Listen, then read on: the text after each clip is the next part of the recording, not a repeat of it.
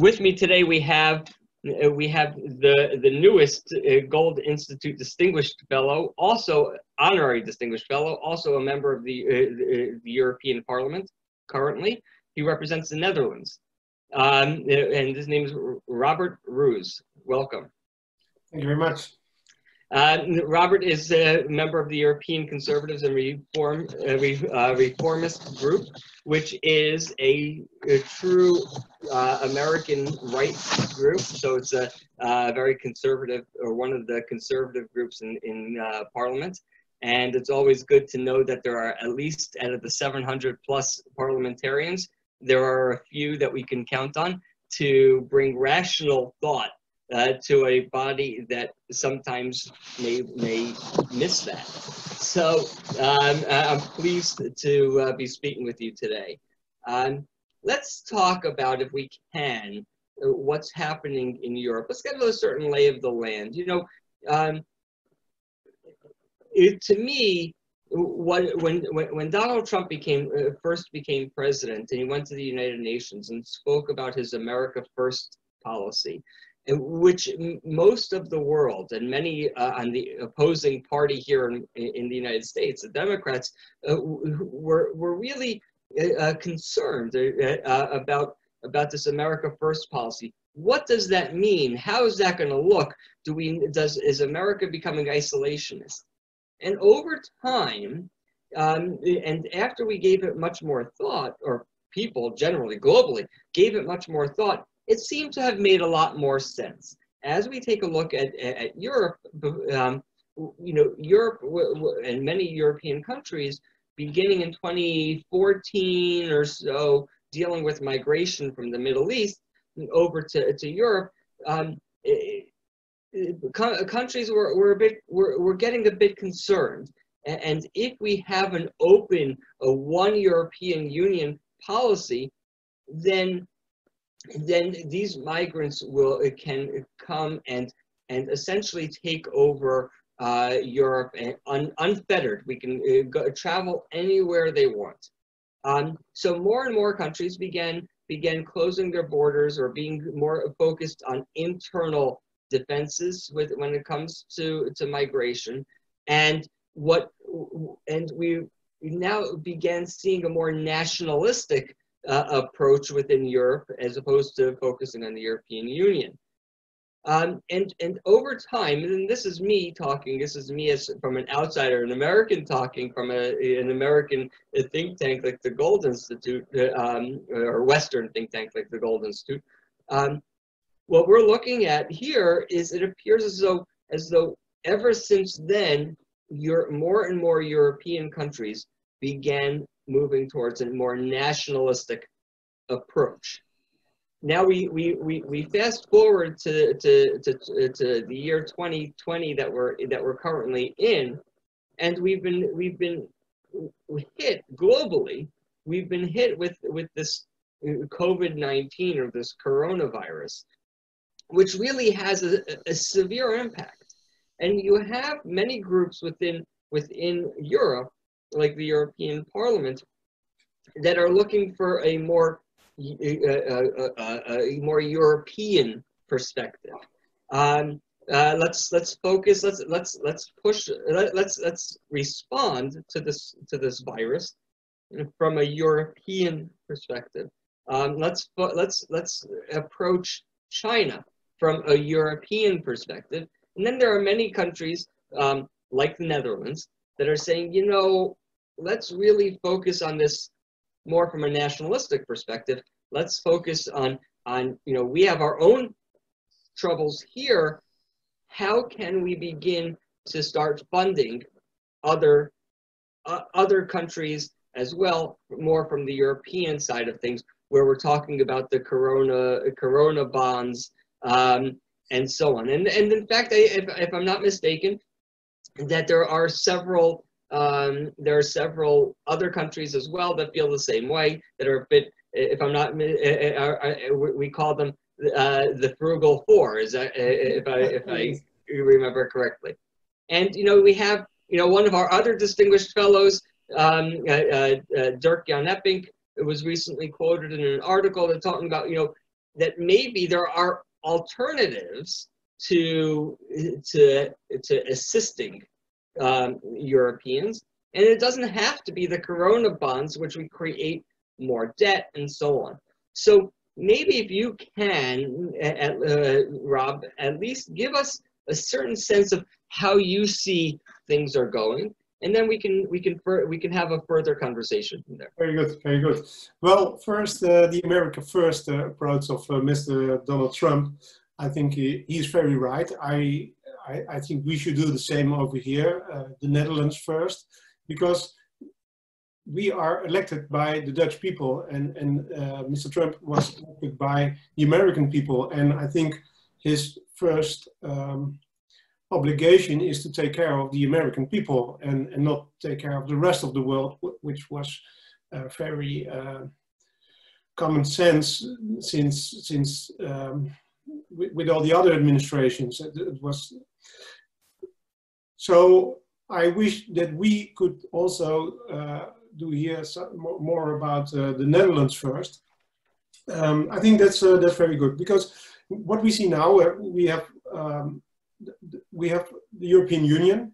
We talked about migration a little bit, and also about the virus. This migration issue is going on for well, it started in the 90s. Pim Fortuyn, who was shot to death in 2001. He would have won the election. He come from nothing, and he was very popular in 6 months of time.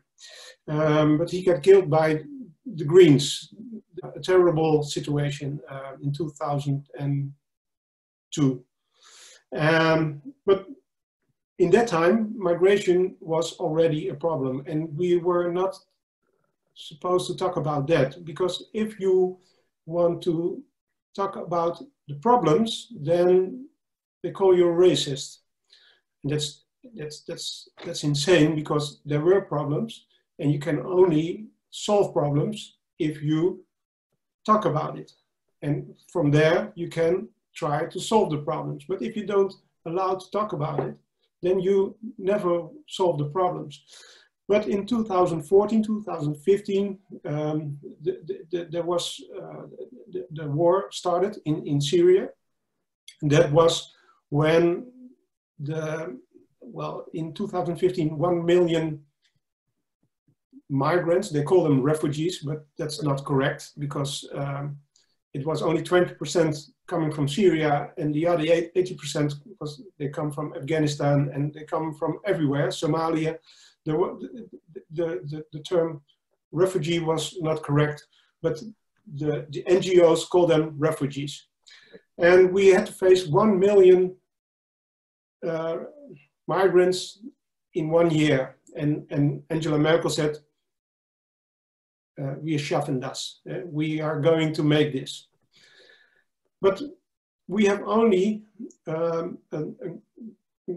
they control only the outside of the European Union. We don't have internal borders anymore. So if a refugee or a migrant is coming in, he can travel to all the member states he liked. And they come in from Greece, but Greece is one of the poorest countries in the European Union, so they're not going to stay there. They come to the Netherlands, they come to Germany, and they also went to the United Kingdom in that time, because we have a very good welfare system. They receive free houses, they receive free wash machines and refrigerators. It's insane. People here have to work for it. They have to wait for a house. Our children, they don't have a house anymore because we have a shortage on houses. But refugees or migrants, they receive everything. They take care of everyone. So, well, that became worse and worse and worse. And then you see the nationalism was growing, because people said, this does not make sense anymore. We don't hate these people, but we are elected by our own people, and we have to take care of our own people, and that was not possible anymore. So that was the situation. And well, it's still a problem because all the borders are closed. Schengen is closed, but there still are migrants coming in. And that's incredible. It certainly is a dangerous situation now because everyone is in isolation. We are not allowed to go into the park. Everything is closed because of Corona. But these people can freely move into Europe and freely come to the Netherlands. Are they coming? Do you see migration happening right now? Yes. Yes. Today there was a new message that because it was locked on March 15, and since yesterday, new migrants can come in, and our own people are not allowed to go into the park. Wow.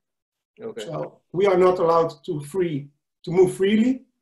They are allowed to move in. It's insane. Wow. But that's the situation. Well, the Brexit has changed a lot in European Union. Because that was the first time a member state said it's enough, and we are leaving. That wasn't happened. That didn't happen before. Does Brexit give you the ability to say, you know, maybe we're leaving too? Well, it's interesting. There is a French-German ex. They work together. Right. The French, they want a European Union and they want to make the rules. For them, it's a political union.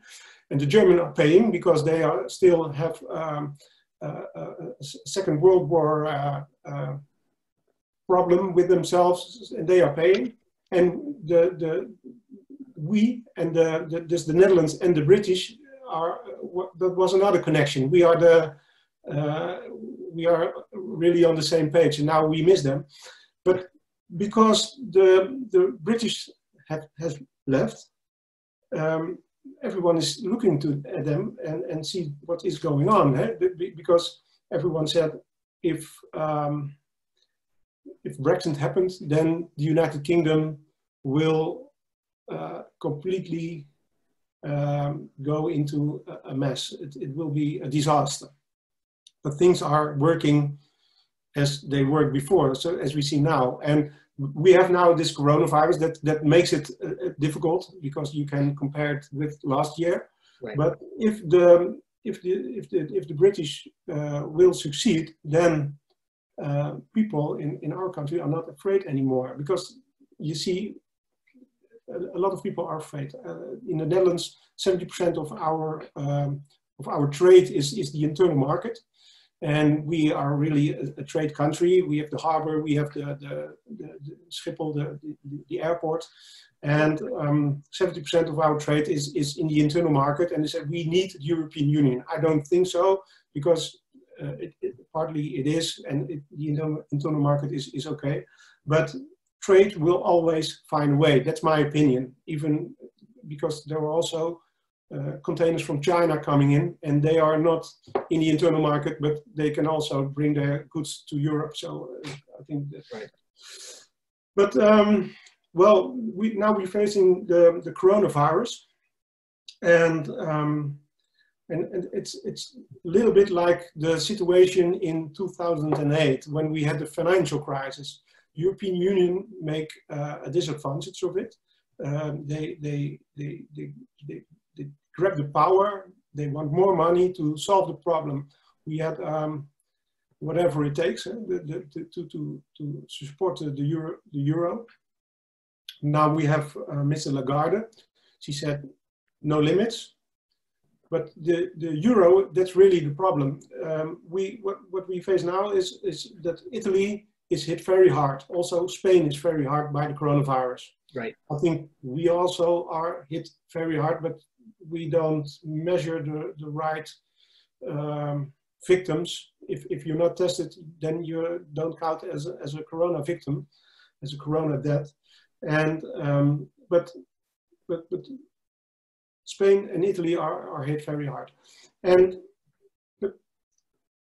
also their economy is hit very hard, and now they need support. but the situation over there was not good during the last years. They have really a lot of debt. For Italy existence, they have now 135% of the GDP in debt, which is not allowed. If you are in the euro, it's allowed to have maximum of 60% of debt to GDP, and they are more than double. And also Spain, it's here, they are 95%. Portugal is on 117%. But for the Netherlands, for existence, we are on 48%. So we were really we were saving our money and paid in the good times. But now we have a situation, and the Italians and also all the South European Union, right. They call us in the Frugal Four, the Finland, Austria, Netherlands, and Germany don't want to pay. They don't want a common debt. Right. That's what they want. They want a common debt, like in Eurobonds. But before it was Eurobonds, we had Greta bonds because we were talking about the Green Deal. And before the Greta bonds, they called them Eurobonds. So it doesn't matter what is going to happen, they want a common debt. And it would appear to me that the Frugal Four may want to move away from the Eurozone and have individual currencies. Not yet. I mean, but that would be the direction to take, though. Well, I think it will be a struggle for the euro to survive, because also the financial market is looking for the chances, and if they can, they will bring down the euro because they can make a lot of money over there. Right. But you see also the euro, the ECB, the central bank of Europe, mm-hmm. is now controlling the spreads, and it's difficult every day because the interest rates are in Italy are becoming higher, and in our country it's low, so the difference are starting to make bigger. So the ECB can fluctuate the interest rates. So in one country it's higher, one country it's lower. Yeah. So what the ECB is doing is they are buying the bad loans, right, from Italy. But well, it's they're making more debt and more debt and more debt every day, and they're printing money every day. And right. It's not sustainable. It's not our way of life. And we have this the Frugal Four. They are the net payers in the Eurozone, right. But they don't want to have a common debt, because right. the people from Italy, but also the Prime Minister of Portugal, he wants to punish us. He said he wants to what did he say? Well, to remove you from the union. Yes, that was the end of the result, and I was hoping he would do that, but exactly. What are you complaining about? Yeah, he solved a lot of problems, but it's not so far. But Italy, they were really mad at us because we were not solidaire. We have a terrible crisis, and we should be solidaire. And we have a stability pact for 23 years. It started in 1997, before the euro came. And it says that the debt of a country is maximum is 6% of the GDP, and also maximum 3% per year more expensive than the GDP. That's are the rules.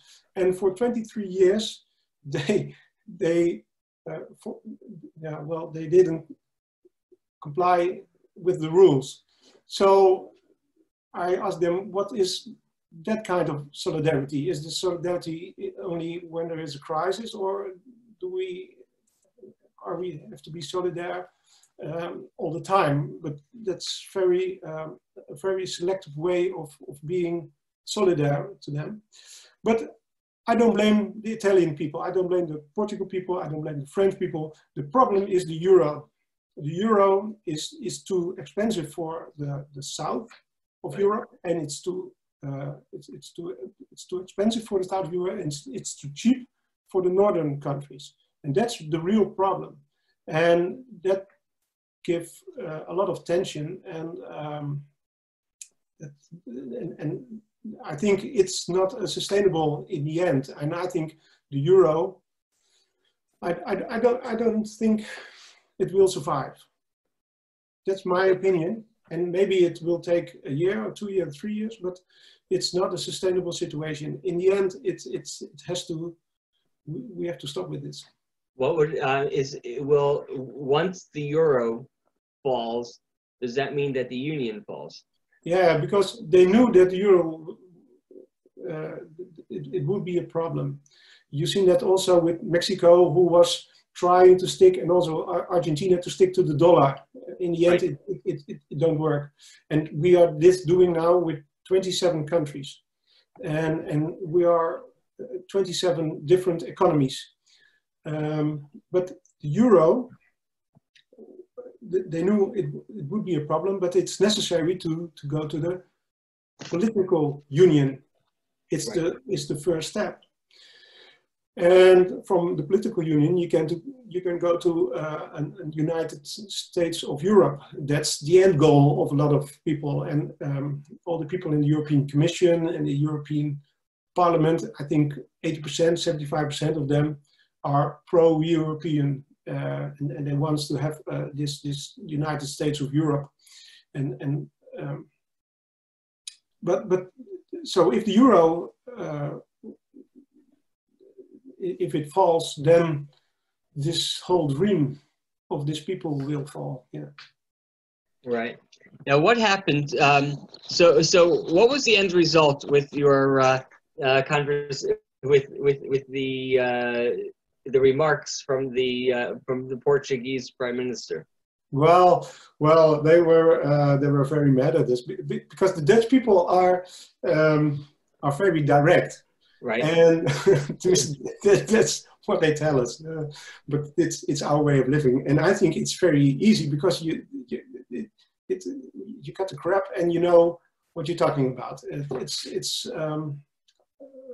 Well, for me, it's a very nice way to work. But for the south of Europe, it's difficult. They call us rude. Yeah. You know what? Sometimes just being straightforward is the best way of working, especially in this arena. Well, you don't have to do small talk. You know where you stand for. And but yesterday there was a meeting of the European Council. All the prime ministers had a video conference. And they talked about the solution to face the coronavirus, to solve the problems, because a lot of companies are suffering now. There's no income, and it's not different than in the United States. And they need a lot of money. And they agreed on 540 billion euros, which is $584 billion. That's what they agreed on, but they didn't agree on how to finance it. So they didn't call it Eurobonds or something else. The Italian people still want Eurobonds, but the frugal four don't want that. But I think in the end it will be something that we have to pay for. It seems that is the case always. The countries, or in our case in the U.S., the states that are the poorest are happy with the bonds, and the states that have to pay for it, or the countries that have to pay for it, clearly don't want it. And the question becomes, what is the most realistic way to move forward? Are you going to teach a man to fish? Or are you just going to give him the fish? And in this case, you know, what's the most practical way that the Netherlands can survive and that the Italians can eat? And that has to be the case. To be honest, Yeah. the average wealth in Italy is 3 times higher than in the Netherlands, because they don't have, we have a lot of debt for our houses, the people in the Netherlands, and the Italian people don't have that. The wealth per person is 3 times higher. Only we are a rich country, and I said with poor people, we're not poor, but let's make it easier. We are a rich country with poor people, and the Italians are a poor country with rich people.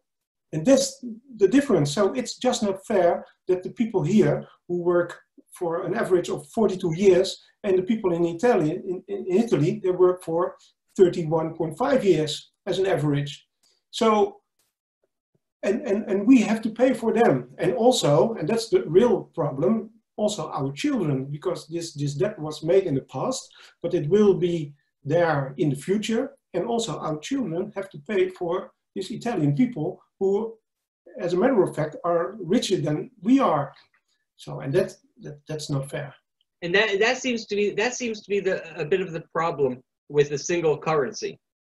If you were to have your individual currencies, then the Italian people would ultimately be paying their own way, their own debt. They would be creating their own debt. They'd be creating their own wealth. Then in the Netherlands, you'd be creating your own debt. You'd be creating your own wealth.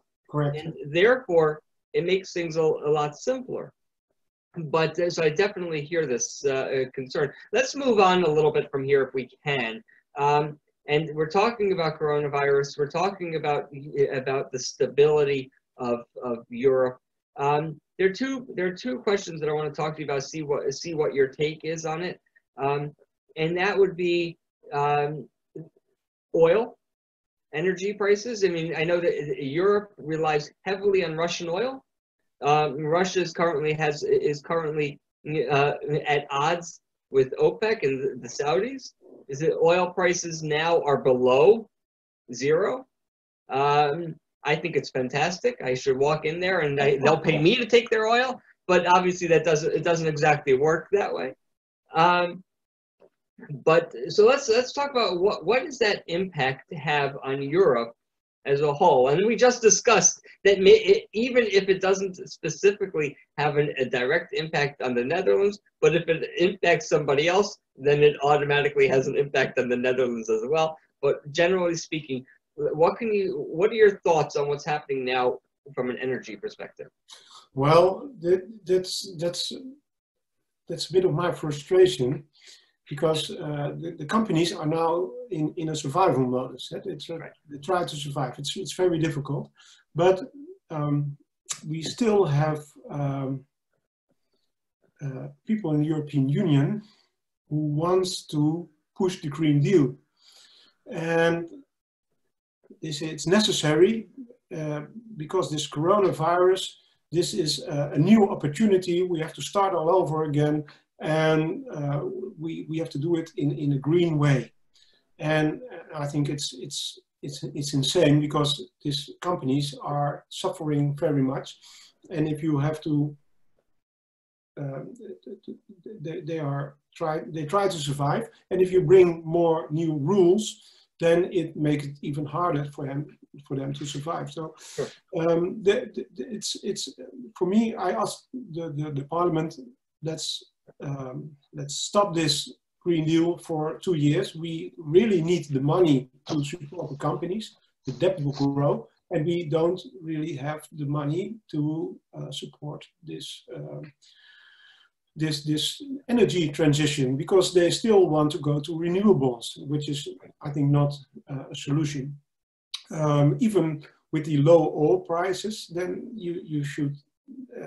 That's something that's very welcome if you are a company and you depend on this energy for transport or everything else. So the oil price doesn't wake them up. they still want to go for the Green Deal. And I wonder what is going to happen. Is this at all a security concern overall, looking at Europe? Well,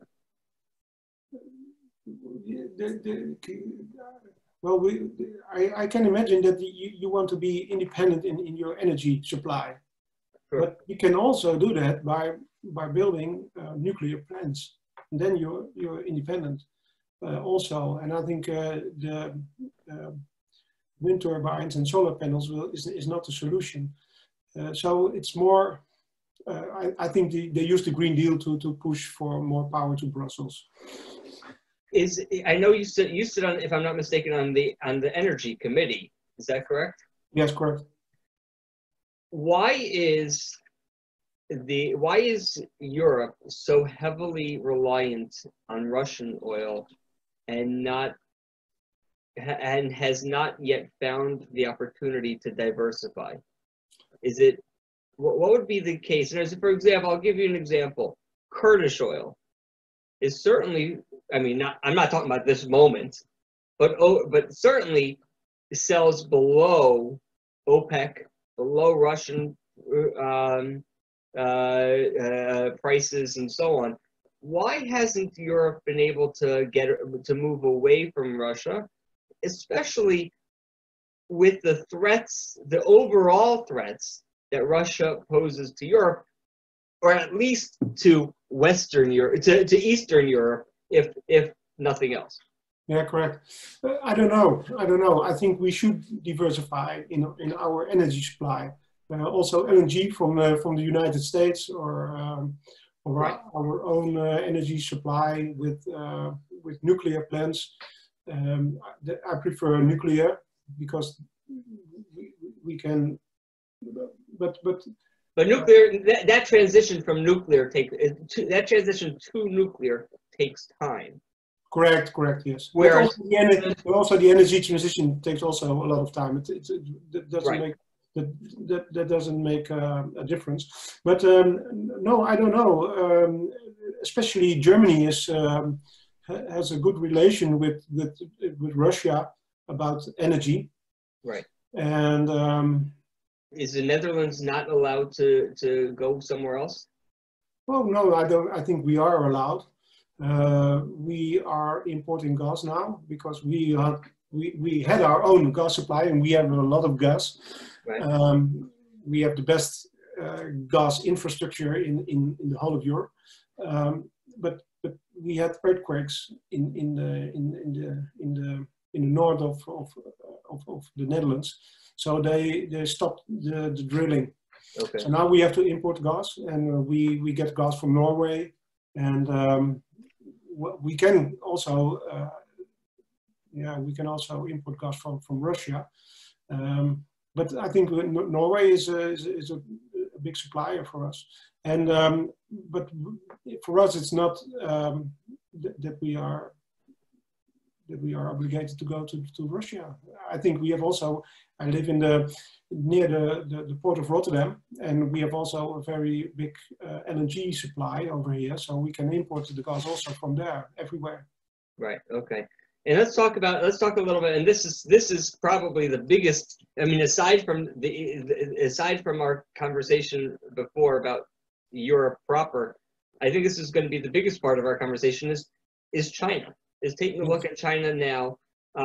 More and more countries, and I've seen reports about the European countries moving away from China, looking to divest themselves from China, where the United States certainly is. I mean, 90% of our pharmaceuticals come from are manufactured in China, which is unsustainable. I mean, to be honest with you, I believe that there's no country that should be so heavily vested in any one other country, especially for things that are such as pharmaceuticals or anything that would be rapid response. Now, I understand that certain countries may not have the capabilities to, but you can't.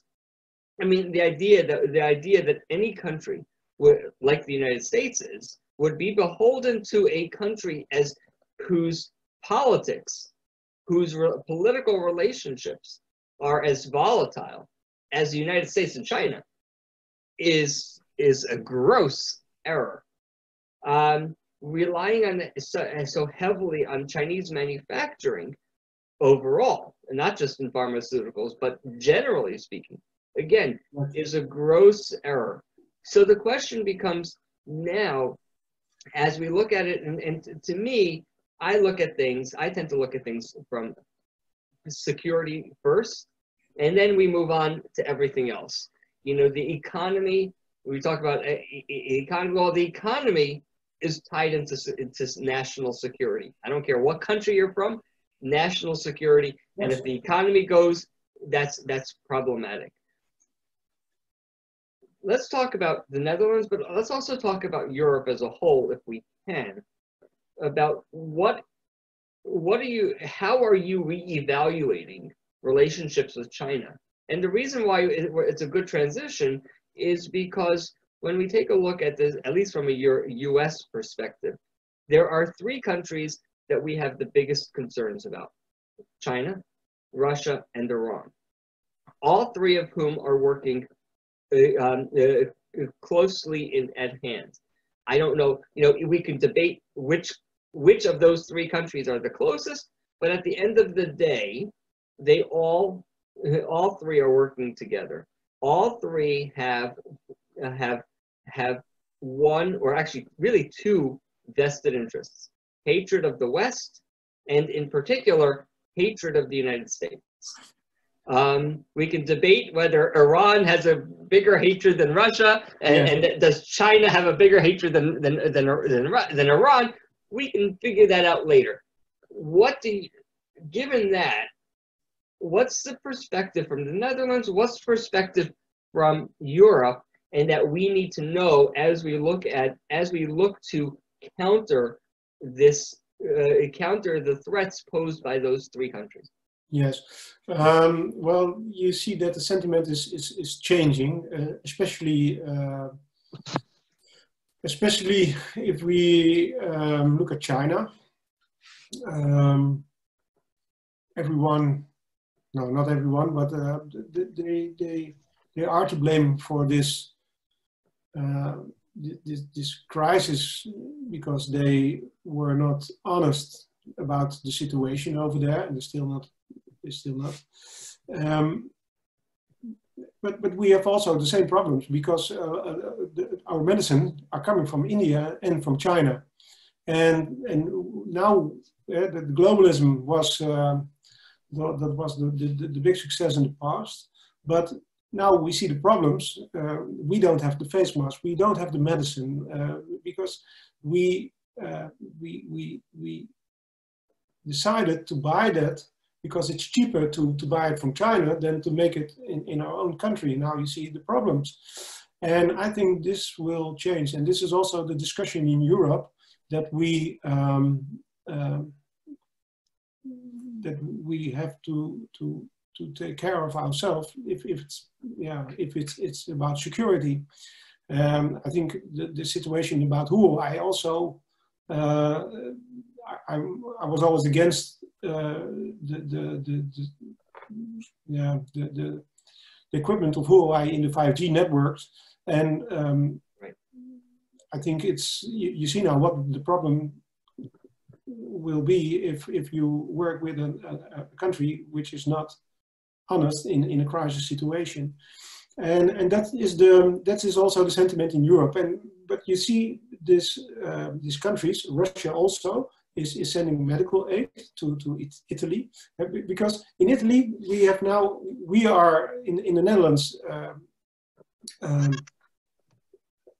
we have to pay, and this is changing the sentiment against the European Union. But in Italy it's the same way. They felt forgotten by the European Union in the peak of the crisis, right. and 47 or 48% in Italy is now for leaving the European Union.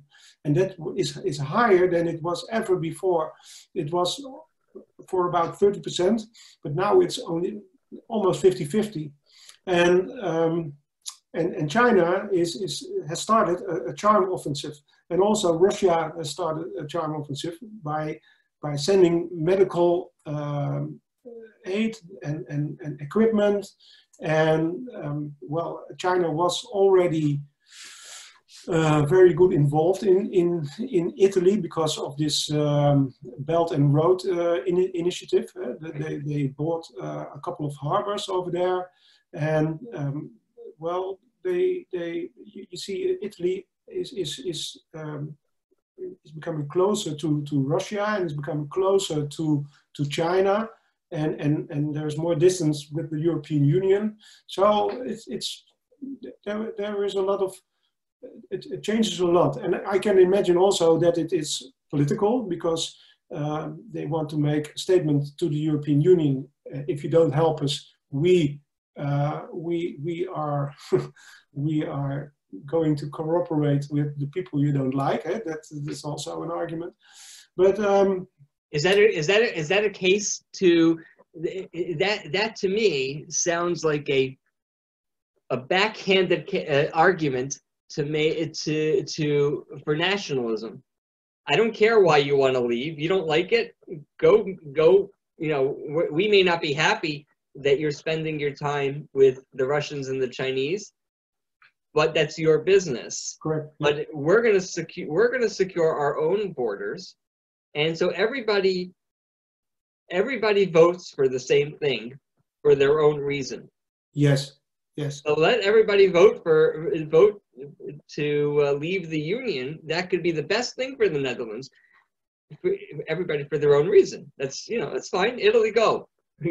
Greece, go. Well, we had the Corona crisis, and the European Commission has said this is a virus which cross borders, and we have to solve this together, because we can't do it alone. And what you see is a complete different approach by every member state. If you look at Spain, everyone is locked up. Really, in the apartments, they are allowed to leave the home for just 1 hour a day to get some supplies. And in the north, you have Sweden. Right.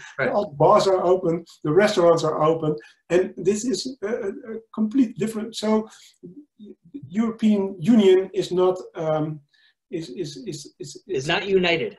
It's not united. It's completely different, and you see that very good when it's a crisis. Yes, and also by making your own decisions of do I have to stay in this union or not, and everyone has different reasons to decide. I think it's not so far that member states will leave, but you see the sentiment is changing, and if the crisis is getting worse, and it probably will, because if a lot of companies will go bankrupt, people get unemployed, then the sentiment maybe is, well, it wouldn't surprise me if things will going to change within 2-3 years in the European Union. One final thought from you. I want to hear what your perspective is on the European U.S. relations, especially as we're all dealing with a similar crisis. Mm-hmm.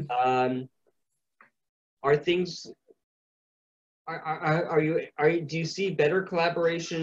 Do you see worse? Do you see, post Brexit, President Trump was had pledged to put the UK on top of the trading pile, yes, and so on.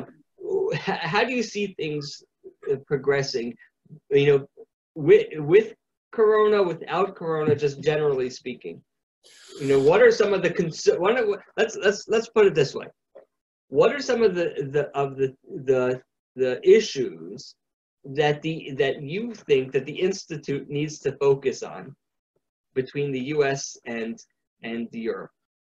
in the European Union, you see a lot of forces who wants to go to this United States of Europe, and that's really the ultimate dream for a lot of people.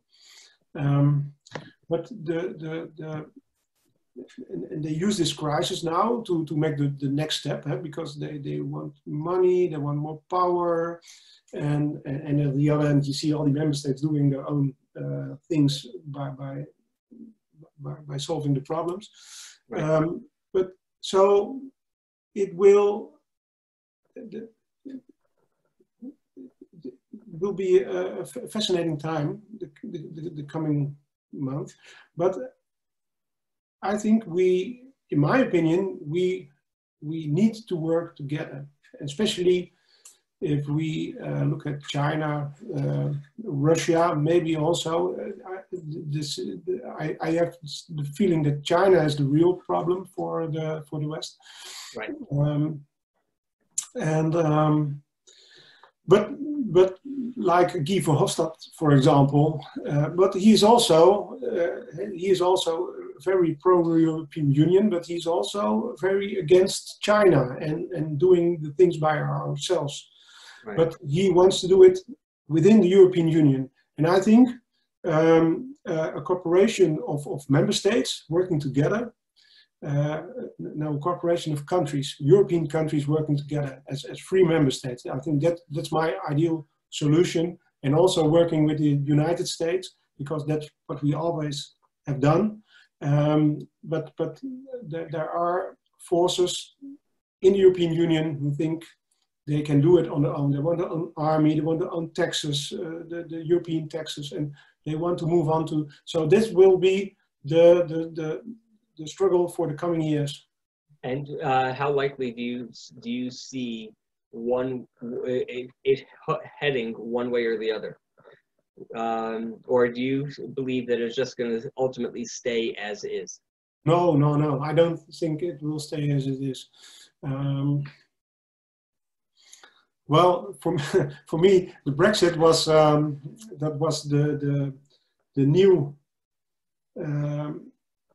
the new situation, and if the British will succeed, other countries will go for their chances also. That's what I think. Who's the next one to try it? Well, I think your prediction. Well, I think the Netherlands can be the second one. I think, but people are still afraid of it. What's the sentiment? Well, the sentiment is now that 30-40% is saying we want to leave the European Union, but it's also already 50-50% is saying no, we want a referendum about it, and that is much higher than it was 2 years ago.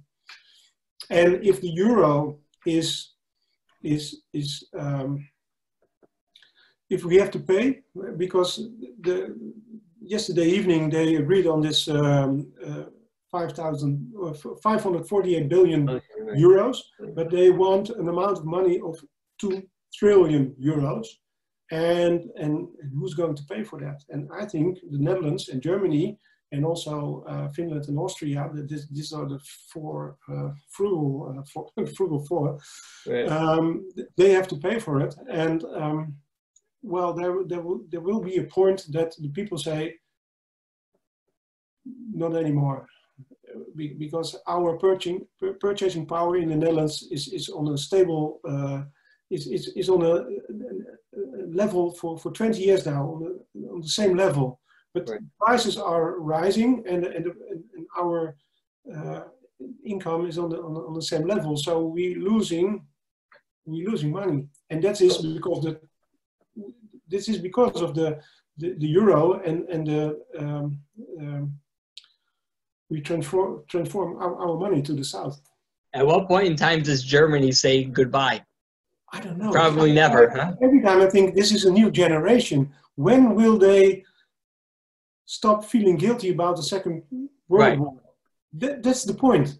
this is because I can imagine that the generation of my parents, I'm 53, and my father is 70, he was born in the war, and Right. I can imagine that this generation was felt guilty about it. My generation, maybe a little bit, but my children and the children, the generation who is now 20, 23 years old, they have nothing to do with that situation anymore. They don't have to feel guilty about it.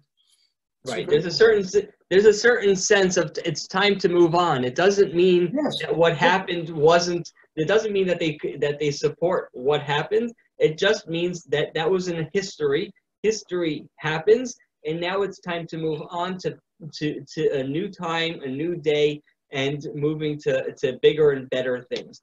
But, so as long as everyone is earning money, right, then there is no problem. But now the GDP will slow down. There will be go down for 10%, maybe 15%, right. And that's a different world. And I think that will change well, people start thinking about themselves.